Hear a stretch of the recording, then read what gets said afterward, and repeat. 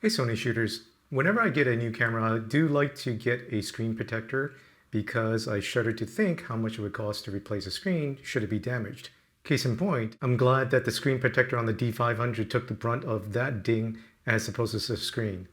Now normally I go with the Dubois brand or the PCTC, but this time I came across a brand called Qibox and I just thought it was just too good of a deal to pass up. It comes in a 3-pack along with the cleaning, alcohol wipes, and dry towel, as well as these two Koshu level meters. So I figured $5, man, that's a great bang for the buck at the time of this recording. Now I'm gonna give you a few tips in installing it. So I am filming this in my bathroom, and tip number one is run the hot water in your shower to kind of trap the dust, but don't go overboard because you don't want it too humid either.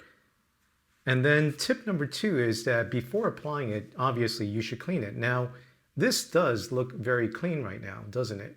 Because this is brand new, I haven't actually used it yet.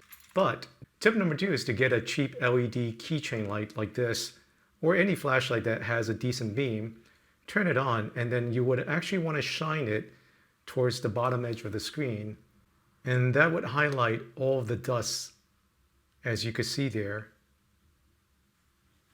So anyways, first step would be to use the included alcohol wipe and the dry wipe afterwards to clean off the screen. And second, I'll do a quick walkthrough of the installation.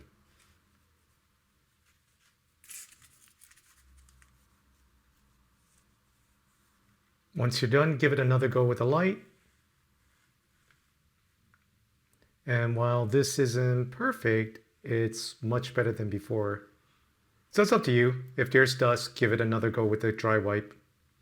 And once you're satisfied that you've gotten this pretty much dust free, and trust me, it's not going to be perfect because unless you live in a dust-proof room, as long as you get it good enough, it's time to apply the screen protector itself. Now, as a quick test of the screen protector before applying it, doesn't really change the coloring of the screen as you can see there. However, glare does slightly to be a little higher. Case in point, you can see there. But ultimately, though, I think it's a small price to pay for the protection that it offers. Now, of note is that the sticker side will go towards the screen. So you want to peel that off, align it with one of the edges, I assume probably the left.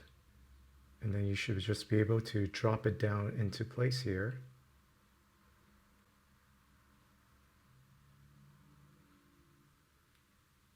And it should sort of just kind of vacuum seal on, and of course you could help smudge out any bubbles or whatnot along the edges.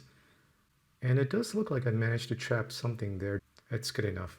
I have two others if it really bothers me. All right, and now as a quick test, thereby you can see it doesn't really impact the touchscreen at all. Of course, I just got this in, so I will report back in the long run how this holds up. Thanks for watching.